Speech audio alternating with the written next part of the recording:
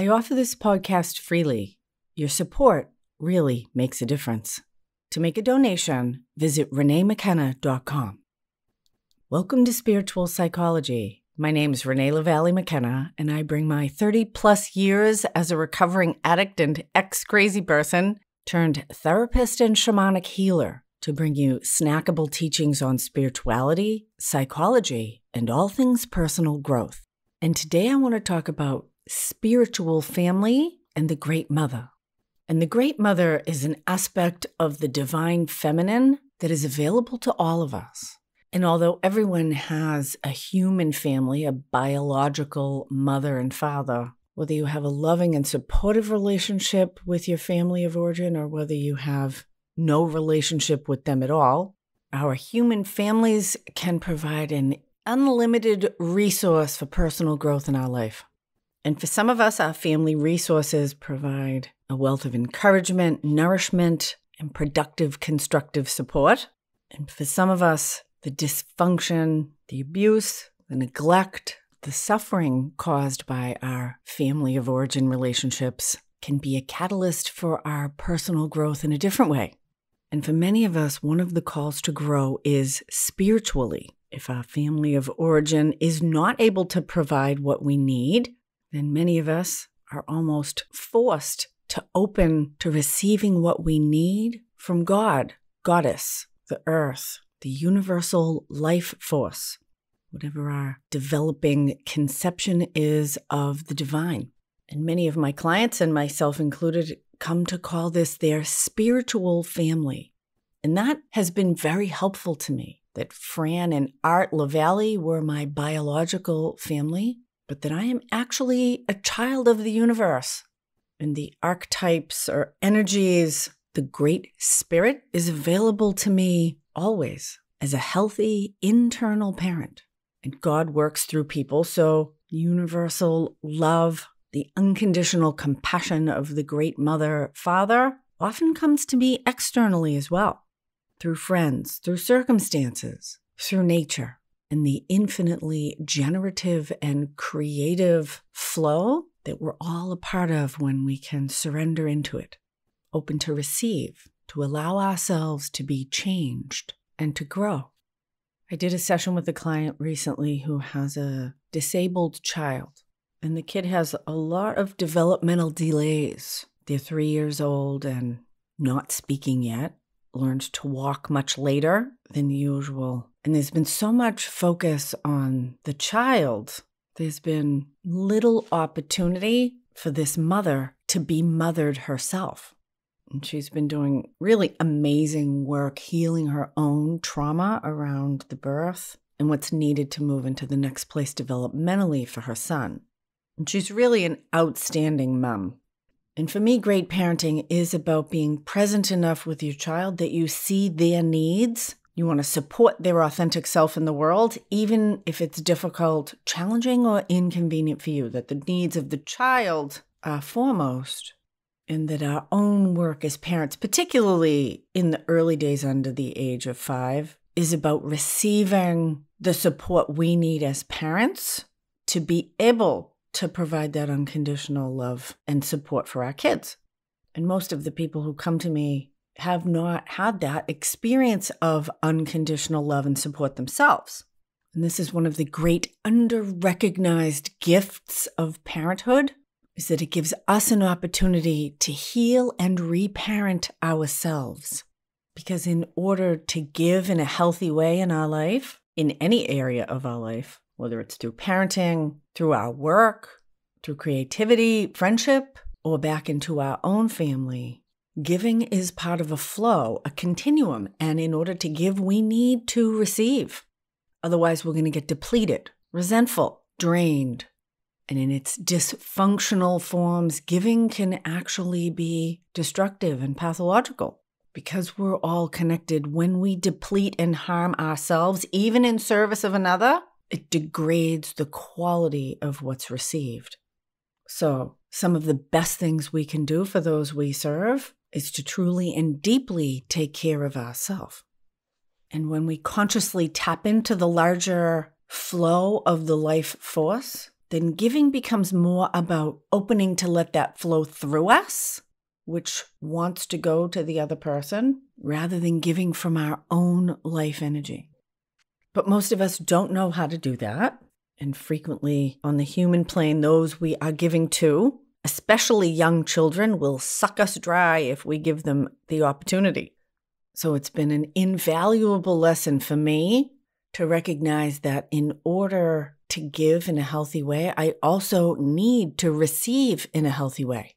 Otherwise, it doesn't take long before I have nothing of value to give. And this is a lesson that I learn over and over again because exhausting and depleting myself is rather a lifelong habit, one I'm super aware of and constantly trying to break, but I still get caught in it.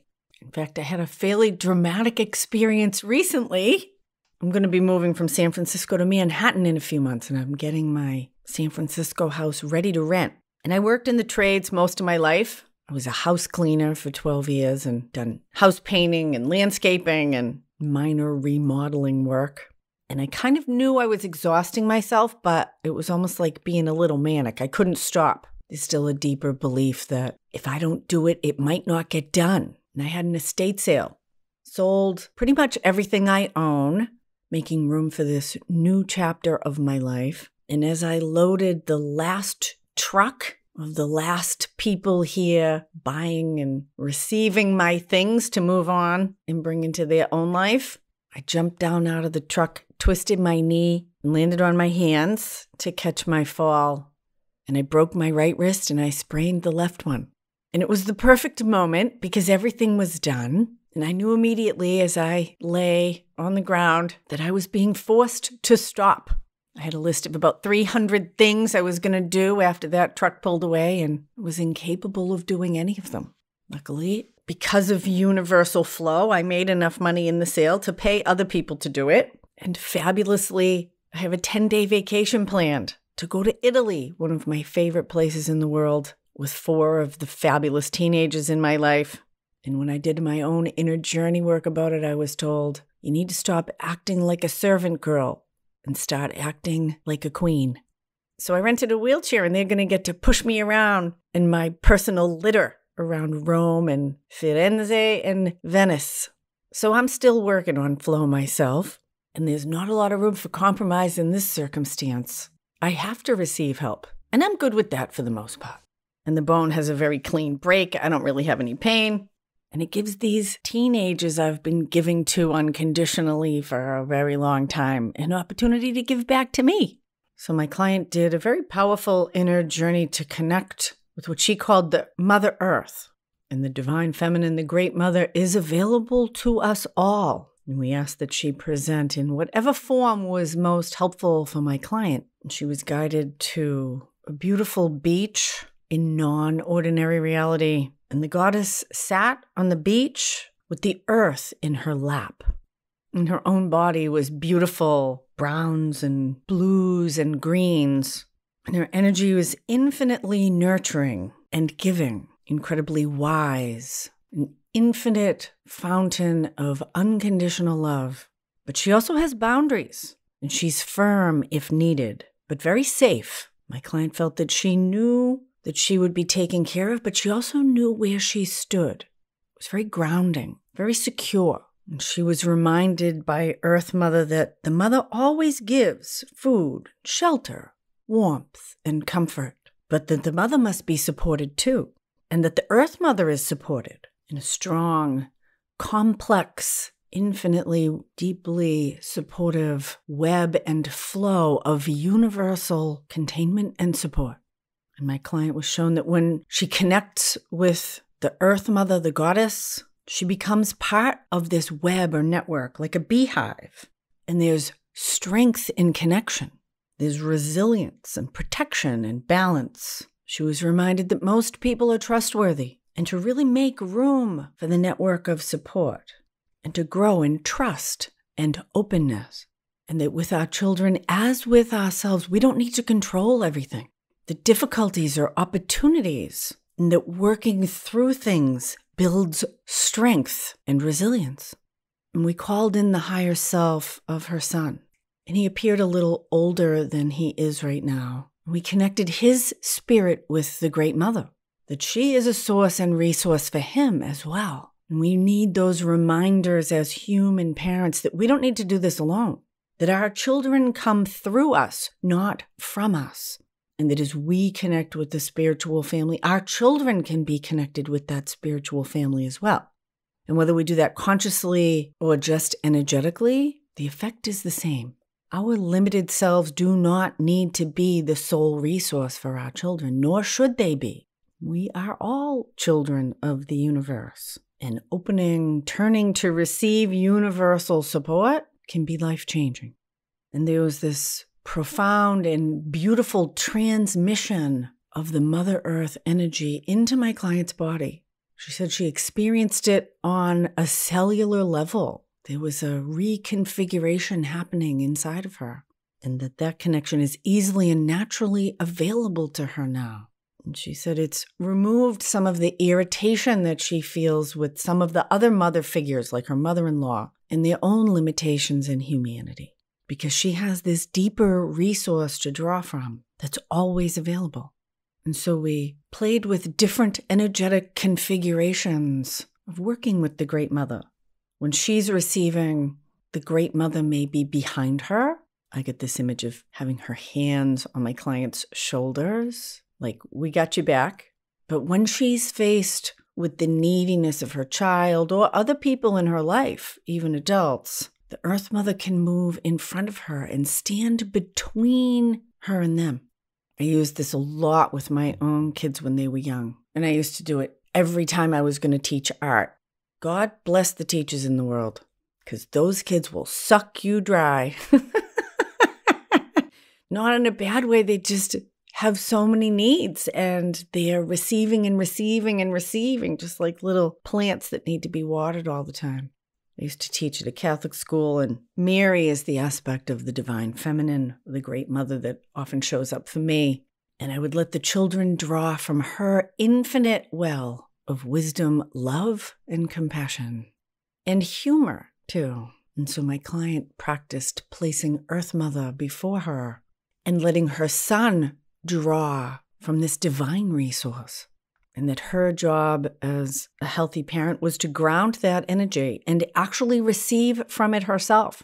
And the thing that I have experienced over and over is that if I am getting depleted, it's information that actually the person that is taking from me is out of integrity. They've crossed a boundary. And that's true for children as well. My client was instructed that she could trust herself. And there's a modification to that idea that a mother always gives, because sometimes the answer needs to be no. Or let me teach you how to do that yourself. And you don't have to have children or be female to connect with the Great Mother. We live in a world desperate for wisdom and unconditional love, for compassion and healthy boundaries, mature self-care, and honoring the authentic self of everyone involved. We can all grow in those things. And consciously connecting with the Great Mother is a nourishing well that is always overflowing, if I'm willing to dip my cup in and drink. Thank you so much for listening. If you'd like to do a block of spiritual psychology work or learn about my mentorship program, shoot me an email, info@reneemckenna.com. Deep appreciation for my supporters on Patreon. And if you like this podcast, I'd be deeply grateful for a good review or 5 stars on Spotify. Maybe share it with a friend. Getting ready to launch our 2-part digital course through Open Door Growth, Intro to Shamanism, Upper World and Lower World. It's a really direct way to do inner journey work on your own. And if you want to check out my book, Allies and Demons, Working with Spirit for Power and Healing, there's a free download, the first few chapters in the show notes. Blessings on your path until we meet again. This is Renee LaValle McKenna for Spiritual Psychology.